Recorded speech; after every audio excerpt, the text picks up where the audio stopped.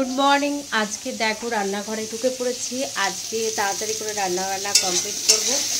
কালকে বাজার থেকে মাছ এনেছি, সেই মাছটাকে ফ্রাই করা হয়ে গেছে, তো ভাবলাম এই ভিডিওটাই তোমাদের সাথে শেয়ার করি। আজকে একটু মাছটা অন্যরকমভাবে করব। আর এদিকে ভাজ উঠেছে বলে আমার কাছে চলে আসছে। সমস্ত মাছগুলোকে ফ্রাই করে নিয়েছি। দেখো, যেহেতু আমি জ্যান্ত মাছটা খাওয়া পছন্দ করি, আর কালকে বেলা হয়ে গেছিলো, মাছ যা পেয়েছি এই মাছ নিয়ে এসছে। এর মধ্যে 5 টুকরো মাছ আছে, একদম ছোটো ছোটো যে রুই মাছগুলো হয় সেগুলো এনেছি। আর আজকে যেটা রান্না করছি সেটা হচ্ছে তোমাদেরকে সামনে থেকে দেখিয়ে দিই, চলো। এইগুলোকে দেখো কি মনে হচ্ছে, এগুলো হচ্ছে কাঁকরোল। কাঁকরোলগুলোকে ফ্রাই করে নিচ্ছি।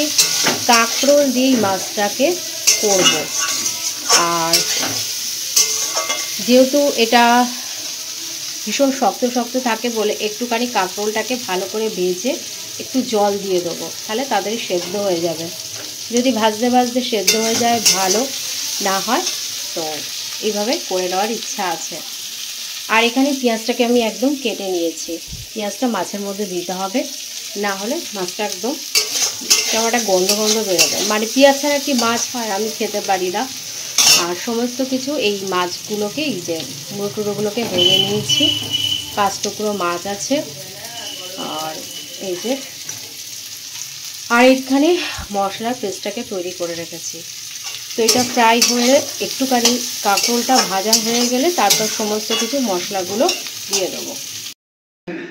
তো রান্নাবান্না পুরো শেষের দিকে কমপ্লিট। একদম দেখো মিক্সির বাটিটা নিয়ে যাচ্ছি, এই কারণে নিয়ে যাচ্ছি, আমি আবার মাছটা রান্না করে একটু পোস্তটা বসিয়ে দিয়েছি।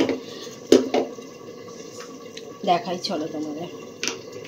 ঢেঁড়স আলু পোস্ত বসিয়েছি, এবার পোস্তটাকে দেব। এই যে বাটিতে পোস্তটাকে দিয়ে নামিয়ে নেব।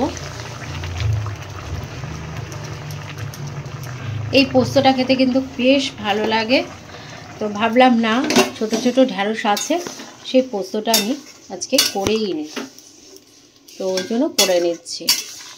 আর মিক্সি বাটির মধ্যে এখনও পোস্ত আছে, এই পোস্তটা দিতে হবে, ধুয়ে দিয়ে দেবো। যে আলু ঢেঁড়স পোস্ত পুরোপুরি কমপ্লিট হয়ে গেছে। এবার কি করব, গ্যাস থেকে এটাকে নামিয়ে নেব। আর গ্যাস তো পুরোপুরি বন্ধ করে দিয়েছি। আর এই যে মাছটা রান্না করছিলাম, মাছটা রান্না পুরোপুরি কমপ্লিট হয়ে গেছে। দেখো, মাছটা তো কাঁকরোল দিয়ে করেছি, জানি না কেমন হবে, ভালোই হবে। একদম অল্প তেলে মাছটা করে নিয়েছি। তো দুবেলায় এই যে পোস্ত আর মাছ আর একটা ডিম সেদ্ধ খাবো। এই যে সাথে ভাতটাও করে নিয়েছি। একদম ডিম সেদ্ধটা, আমার তো ডিম থাকে, ডিমের ফ্রিজে ডিম সেদ্ধ করা থাকে, ফ্রিজ থেকে বের করে এর মধ্যে রেখে দিলাম। ভাতটা গরম আছে, ডিমটাও গরম হয়ে যাবে। এই হচ্ছে আজকে দুপুরবেলার খাওয়া দাওয়া। এরপর গ্যাস থেকে এটাকে নামাতে হবে। তো এবার পোস্তটা নামিয়ে নেওয়ার পালা। এই যে বাটিটাকে ধুয়ে রেখেছি, এবারে নামাবো। দেখো পোস্তটা কি সুন্দর একটা পোস্ত হয়েছে। তো এই পোস্তটা কিন্তু বেশ ভালো লাগে খেতে। আর একটু ঝোলটা কম হলে ভালো হতো, কিন্তু পোস্তর আবার গন্ধটা চলে যাবে বেশিক্ষণ গ্যাসের মধ্যে থাকলে। তো চলো নামাতে নামাতে ভিডিওটাকে এন্ড করি। যদি আজকের ভিডিও ভালো লেগে থাকে তো প্লিজ লাইক কমেন্ট শেয়ার করো, আর সাবস্ক্রাইব করতে ভুলো না। তো চলো এখনকার মতন টাটা।